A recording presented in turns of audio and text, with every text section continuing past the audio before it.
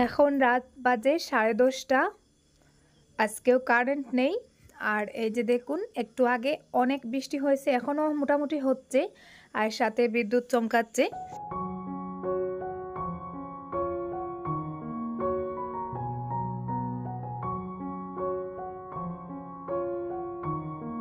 আসসালামু আলাইকুম, আশা করি আপনারা সবাই ভালো আছেন। আমরাও আলহামদুলিল্লাহ ভালো আছি।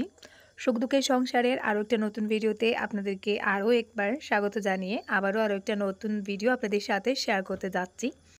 বাগানে আবারও এক কাঁদি কলা পাকা শুরু করেছে। একটা কলা বাদুড় মনে হয় অলরেডি খেয়ে নিয়েছে, তো বাকিগুলো রক কাটতে আমি গাছটা কাটার জন্য চলে এসেছি। এই যে দেখুন, তো গাছটা অনেকটা কূপ দিয়ে কাটলাম। এখন আর কলার কাঁদিটা কাটার সাহস পাচ্ছিলাম না, তাই এই যে জুবাইরকে দিলাম, ও কিন্তু এক কোপে কলার কাঁদিটা কেটে নিয়েছে।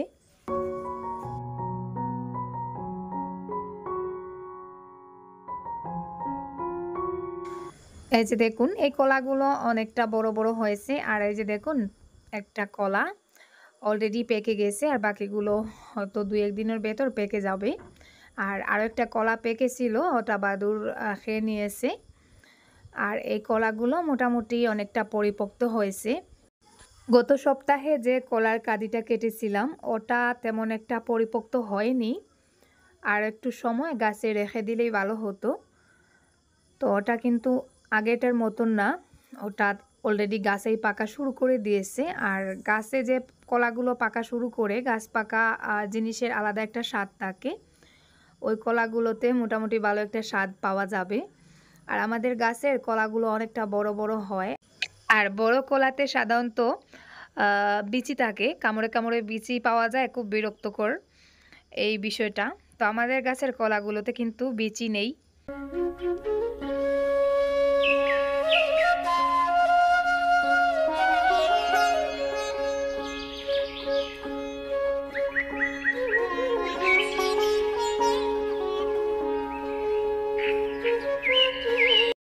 আজকে অনেক দিন পরে হালকা একটু রোদের দেখা পেলাম, আর চাতক পাখির মতন সকাল হলে আকাশের দিকে তাকিয়ে থাকি কখন একটু সূর্য দেখা যাচ্ছে বা একটু রোদ দেখা যাচ্ছে। তো আজকের ওয়েদারটা কিন্তু বেশ ভালোই।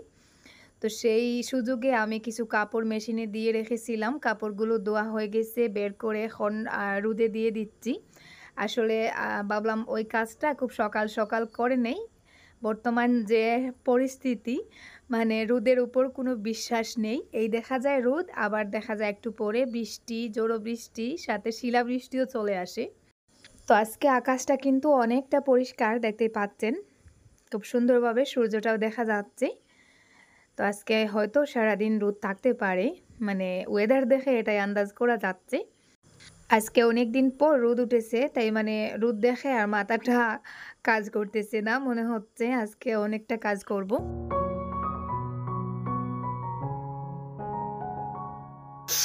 আমার বাগানে কিছু বরবটি হয়েছে, বেশি না, ওই আধা কেজি বা 1 কেজি পরিমাণ হবে হয়তো।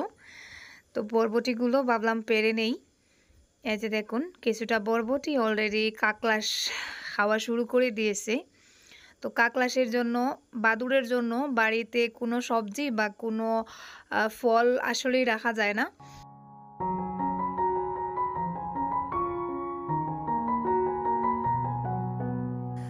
আমি বরবটিগুলো পাড়তে থাকি, আর আপনারা দেখতে থাকুন। আর আপনাদের কাছে, সবার কাছে আমার একটা রিকোয়েস্ট, প্লিজ একটু ধৈর্য সহকারে আজকের ভিডিওটা শেষ পর্যন্ত দেখার চেষ্টা করবেন। ইনশাল্লাহ আজকের ভিডিওটা আপনাদের কাছে অনেক বেশি ভালো লাগবে, কারণ 2 দিনের ভিডিও মিলিয়ে আমি আজকের ভিডিওটা আপনাদের সাথে শেয়ার করেছি। তবে ভিডিওটাও বেশি বড় না, ইনশাল্লাহ ভিডিওটা আপনাদের কাছে ভালো লাগবে। আর সেই সাথে রিকোয়েস্ট করব, যারা এখনও ভিডিওতে একটা লাইক দিতে ভুলে গেছেন, প্লিজ একটা লাইক দিয়ে ভিডিওটা কন্টিনিউ করুন। আর যে আপু ভাইয়েরা আজকে আমার চ্যানেলে নতুন, চ্যানেলটাকে এখনও সাবস্ক্রাইব করেননি, প্লিজ আমার চ্যানেলটাকে সাবস্ক্রাইব করে দিতে পারেন, যদি আমার ভিডিওর কোনো একটা অংশ আপনাদের কাছে ভালো লেগে থাকে। চলুন আপনারা দেখতে থাকুন, আর আবারও রিকোয়েস্ট করব ভিডিও শেষ অবধি আপনারা আমার সাথে থাকবেন।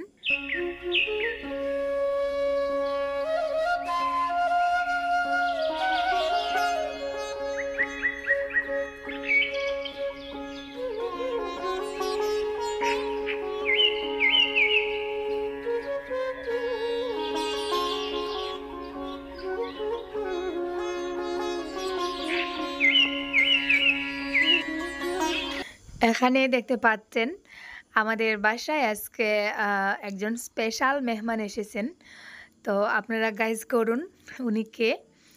আর ওইদিকে মেহমানরা আসার সময় বাচ্চাদের জন্য আর কি কিছু এই যে চিপস এনেছিলেন। তো আমি সবাইকে লাইন ধরে দাঁড়িয়ে এক প্যাকেট করে সবাইকে দিচ্ছি। আর আজকে আমার বাসায় আমার মেজো বোন যার হাসব্যান্ড কিছুদিন আগে অসুস্থ ছিলেন, আমি ভিডিওতে আপনাদের সাথে শেয়ার করেছিলাম। তো আমার ওই বোন আর ওনার হাসব্যান্ড, ওনার ছেলে মেয়ে আর কি, ওনারা এসেছেন।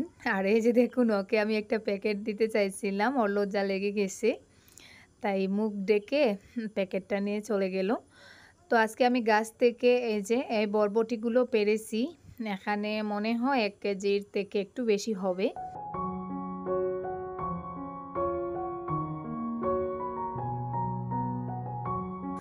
শীতকালে আসলে বাজারে গেলে নানান ধরনের সবজি পাওয়া যায়, নিজের পছন্দের অনেক ধরনের সবজি পাওয়া যায়। কিন্তু বর্তমানে এমন একটা সিজন যাচ্ছে, বাজারে গেলে কোনো ধরনের সবজি পছন্দ হয় না। আর বাড়ি থেকে যেদিন টুকটাক সবজি উঠানো হয়, তখন সবজিগুলো কাটতে বা রান্না করতে আলাদা একটা ভালো লাগা কাজ করে। তো এখানে দেখতে পাচ্ছেন আমি আর আমার বোন দুজন মিলে গল্প করে বরবটিগুলো কাটতেছি। আমার দোলাভাইয়ের কথা আপনারা অনেকে জিজ্ঞাসা করেন যে উনার স্বাস্থ্যের অবস্থা এখন কেমন। তো আমি একটু পরে সরাসরি আপনাদেরকে দেখাবো উনি এখন কেমন আছেন বা কতটা সুস্থ হয়েছেন। তো আমি এদিকে বরবটিগুলো কেটে এই যে দেখুন রান্না বসিয়ে দিয়েছি। তো একটু কম জাল দিয়ে আর কি রান্নাটা করতেছি। আর ওইদিকে আমি কিছু আম রান্না বসিয়েছি। গতদিন আমি একটা ভিডিওতে শেয়ার করেছি আমের আচার আর কাঁচা আমের আমসত্ত্ব করেছি। তো আরও কিছু আম রয়ে গিয়েছিল, ওই আমগুলো দিয়ে ভাবলাম আজকে একটু বড় করে একটা আমসত্ত্ব করব। তো অনেকগুলো আম গড়েছিল। তো আমগুলো আমি একটু হলুদের গুঁড়া দিয়ে তেলের মধ্যে একটু রসুন আর কি দিয়ে রান্না করেছি। আর তারপরে আমটাকে ঠান্ডা করে আমি এই যে দেখুন একটা পরিষ্কার জালের টুকরো দিয়ে সেঁকে নিলাম। আর এদিকে আমি প্রায় 3 কাপের মতন চিনি দিয়েছি। চিনির মধ্যে হালকা একটু পানি দিয়ে পানিটাকে এখন একটু লাল করে রান্না করব। তো এই যে দেখুন চিনির কালারটা চেঞ্জ হয়ে গেছে, কালারটা অনেকটা লাল হতে শুরু করেছে। এখন আমি এই যে সেঁকে রাখা আমটা দিয়ে দিচ্ছি। বর্তমানে যেহেতু আমের সিজন, চারদিকে প্রচুর পরিমাণে বৃষ্টিপাত হচ্ছে, ঝড় বৃষ্টির সাথে সাথে কিন্তু আমের গাছগুলো ফাঁকা হয়ে যায়, সবকটা আম মাটিতে পড়ে নষ্ট হয়ে যায়। তো ওই আমগুলো আপনারা চাইলে এভাবেই কাজে লাগাতে পারেন, একটাও ছোটো আম পর্যন্ত নষ্ট হবে না। সবকটা আম ছুলে এভাবে 4 পিস করে কেটে রান্না করে আপনারা আমসত্ত্ব করে রাখতে পারেন। এতে করে সারা বছর আপনারা একটু একটু করে আমের স্বাদ উপভোগ করতে পারেন। তো আমার কাছে আমসত্ত্বটা কিন্তু বেশি পছন্দ হয়েছে। গতকাল আমার নতুন চ্যানেলে আমি একটা ভিডিও শেয়ার করেছিলাম, ওই ভিডিওতে আপনারা হয়তো দেখেছেন আমি আমসত্ত্ব করে অলরেডি উঠিয়ে খাওয়াও হয়ে গেছে। তো আমসত্ত্বটা আমার কাছে এত টেস্টি মনে হয়েছিল, ওই জন্য আবার আর কি ওই আমগুলো দিয়ে আমসত্ত্ব করতে লেগে গিয়েছি। আমি ওই আমগুলো রেখেছিলাম একটু তেলে ডুবানো কাঁচা আমের আচার করব। তো পরে আমি আমার ডিসিশনটা চেঞ্জ করে নিয়েছি, ভাবলাম আমসত্ত্বটাই আমার কাছে বেশি ভালো লেগেছে, তাই ওটাই করে নিই। তো আজকে এটা একটু মোটা করে করব, তাই এখানে আমি প্লাস্টিকের একটা ডালার মধ্যে একটু সরিষার তেল মাখিয়ে নিচ্ছি। আর ওইদিকে এই যে আমটা আমি রান্না করে একটু শুকিয়ে নিয়েছি। তো আর একটু শুকালে ভালো হবে, তবে একটু ঠান্ডা হয়ে গেলে মোটামুটি এই যে এখানে যে পেস্টটা আছে ওটা অনেকটা শক্ত হয়ে যাবে। তো আমি ডালার মধ্যে এভাবে দিয়ে আমটাকে মেলে মেলে দিচ্ছি, আর ওটা একটু মোটা করে দেব। গতকালকে আমি যেগুলো করেছিলাম ওগুলো স্টিলের প্লেটের মধ্যে করেছিলাম একটু পাতলা করে, আর আজকে এটা একটু মোটা করে দিচ্ছি। এই যে দেখুন হয়ে গেল আমার কাঁচা আমের আমসত্ত্ব রেডি। এখন জাস্ট 2 দিন রোদে শুকাতে হবে, তারপরে উঠিয়েই খাওয়া যাবে। তো সবকটা আমি ডালার মধ্যে দিইনি, এক্সট্রা কিছুটা রয়ে গিয়েছিল, ওটা আমি আবারও একটা প্লেটের মধ্যে দিয়ে দিয়েছি। এই যে দেখুন কালারটা কত সুন্দর হয়েছে, একেবারে পাকা আমের আমসত্ত্ব মনে হচ্ছে। তো আপনারা চাইলে আপনাদের গাছের নিচে পড়া আমগুলো এভাবেই কাজে লাগাতে পারেন।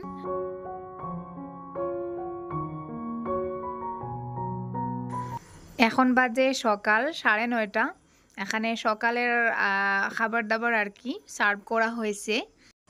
এখানে আমি রাতের বেলা মুরগির মাংস ভুনা করেছিলাম, সাথে আছে যে ডাল, তারপরে মাছ দিয়ে বরবটি, আর সেই সাথে আর কি একটু ডিম আর মাছ ভাজা। তো এটা আমাদের সকালের খাবার। এটা রাতের বেলা কিছুটা রান্না করেছিলাম। আপনাদেরকে বলা হয়নি, আমার বোন আর দুলাভাই ওনারা গতকালকে বিকালে এসেছিলেন। তো এখানে যেহেতু আমি 2 দিনের ভিডিও আপনাদের সাথে একসাথে মিলিয়ে আর কি শেয়ার করেছি, তাই এই বিষয়টা আপনাদেরকে ভেঙে বললাম। বাড়িতে মেহমান এসেছেন কিন্তু কারেন্ট নেই, তো কলসিগুলো খালি হয়ে গেছে। মোনা এখানে কলসিগুলো নিয়ে কলতলায় এসেছে পানি ভরার জন্য।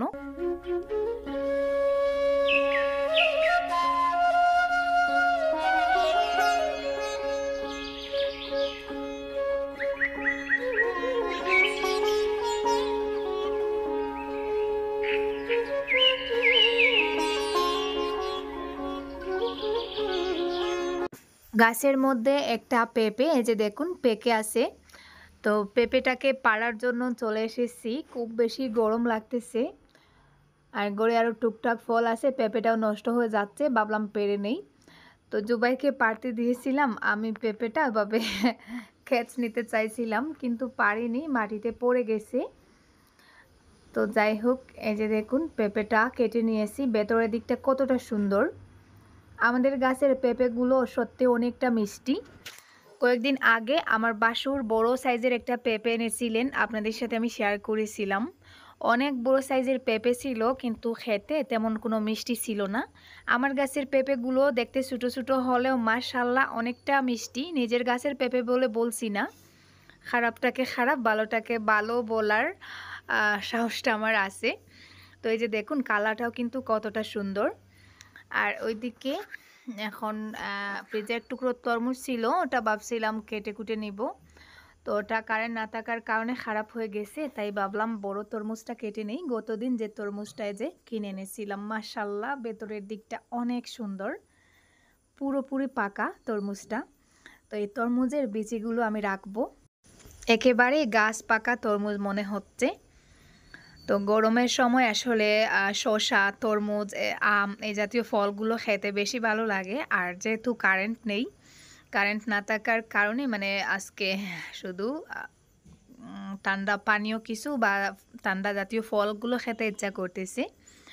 তো আমি এখানে অর্ধেকটা তরমুজ কেটে নিয়েছি, আর বাকিদেরকে দিয়ে এখানে বাচ্চাদেরকে খেতে দিয়েছিলাম। ওরা কিন্তু আগে পেঁপে আর আম খেয়েছে, তারপরে আস্তে আস্তে করে তরমুজটা খাচ্ছে।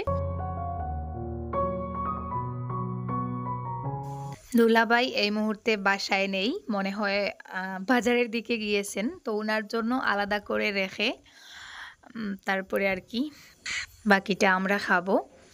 তো আমটা একটু বেশি পেকে গিয়েছিল, যেন আমের পিসগুলো কাটার সময় একটু গলে গেছে।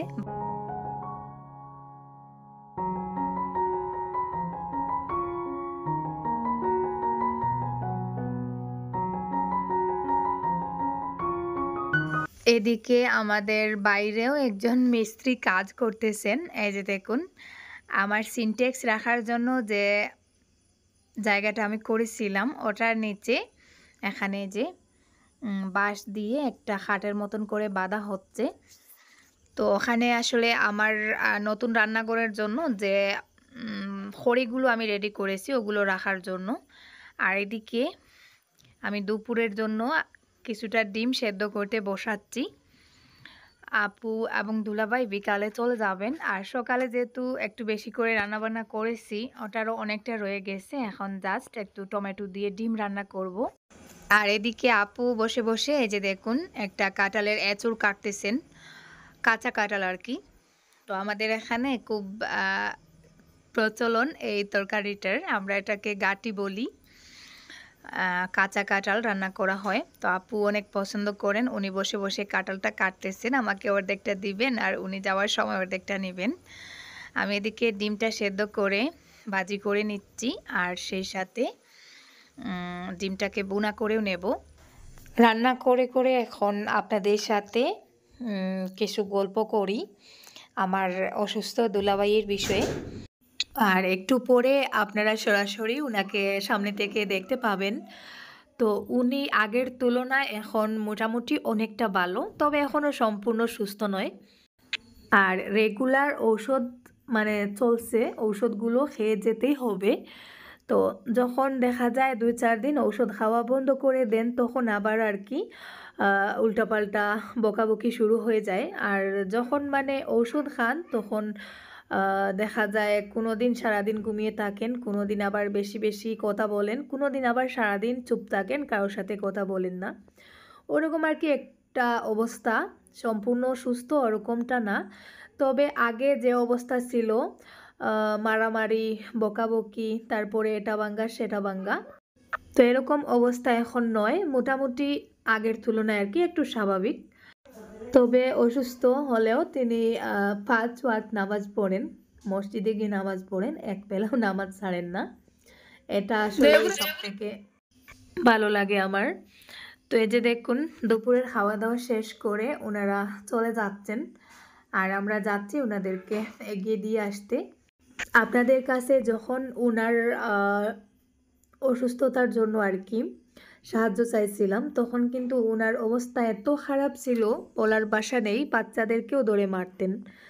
তো আপনাদের সবার ভালোবাসায়, আপনাদের সবার সাহায্যে এবং আল্লাহ তাআলার অশেষ রহমতে উনি এখন দেখতে পাচ্ছেন আপনাদের সামনে অনেকটা ভালো। আর এটা সম্ভব হয়েছে আল্লাহ তাআলার অশেষ রহমতে আর আপনাদের সবার ভালোবাসায়। আপনাদের এই বড় মন মানসিকতার পরিচয়, আপনাদের এই উপকারের প্রতিদান ইনশাল্লাহ আল্লাহ দেবেন। তো ওনাদেরকে বিদায় দিয়ে বাসায় চলে এসেছি। আর এই যে দেখুন, আমি একটু আগে যেখানে আমার খড়িগুলো রাখার জন্য আর কি জায়গা করা হচ্ছিল, ওই জায়গায় এখন সবকটা খড়ি উঠিয়ে সুন্দরভাবে রাখা হয়েছে। তো ওগুলোতে মোটামুটি আমার অনেক দিন চলবে। আর এদিকে আমি চিংড়ি মাছ দিয়ে কচু শাক রান্না করেছিলাম। তো ওটা আসলে আমি আমার নতুন রান্নাঘরে করেছি, আমার নতুন চ্যানেলে রেসিপি আপনারা পাবেন। তো এই চ্যানেলে আর শেয়ার করলাম না। কচু শাকটা অনেক মজা হয়েছিল। তো আমি দুপুরে ভাত খাইনি, মেহমানদেরকে বিদায় দিয়ে এসে এখন খাবার খেতে বসেছি। খাওয়া দাওয়া শেষ করে আরিয়ান আর জুবাইরকে নিয়ে আমি একটু উপরে এসেছি। উপরে বলতে ওই জায়গাটা তো আপনাদের অনেক পরিচিত, আমার অনেক ভিডিওতে আপনারা দেখতে পান। তো বিকালের দিকে সূর্য অস্ত যাচ্ছে, আর ওই মুহূর্তে আসলে ওই জায়গার ভিউটা বেশি ভালো লাগে। এই যে দেখুন, সূর্যটা এত বড় করে দেখা যাচ্ছে, মনে হচ্ছে হয়তো আগুনের একটা বল। আর এত ভালো লাগছিল, তো আমি এভাবে কয়েকটা ছবি নিচ্ছিলাম। আর গত কয়েকদিন থেকে যেভাবে বৃষ্টি শুরু হয়েছে, শুধু বৃষ্টি না, বৃষ্টির সাথে জড়ো বৃষ্টি, শিলাবৃষ্টি, বজ্রপাত, মানুষের ঘরের চাল উড়িয়ে নিয়ে যায় প্রতিদিন অনেকটা, যার কোনো সীমা নেই। তো আমার বোনের বাসায়ও ওই রকম অবস্থা চলতেছে। আমার বোনের বাড়ির ঘরের চাল উড়িয়ে নিয়ে গেছে গত পরশু দিনের বৃষ্টিতে। তো খুবই খারাপ একটা অবস্থা, মানে বৃষ্টির সাথে সাথেই কিন্তু ঝড় তুফান চলে আসে। তো কি আর করার, কিছু করার নেই। সবাই সবার জন্য দোয়া করবেন। মাঝে মাঝে মনে হয় আল্লাহ মনে হয় আমাদের উপর এভাবে গজব নাজিল করতেছেন। তো এত খারাপ একটা অবস্থা, কোনো কিছু বলার ভাষা পাই না। প্রতিদিন অনেক মানুষের ঘরের চাল উড়িয়ে নিয়ে যায়, অনেক মানুষের ঘরের উপরে গাছ পড়ে। তো এসব থেকে হেফাজত করার মালিক আল্লাহ। সবাই সবার জন্য দোয়া করবেন। আর আজকের মতো এই পর্যন্ত। আল্লাহ হাফিজ, আসসালামু আলাইকুম।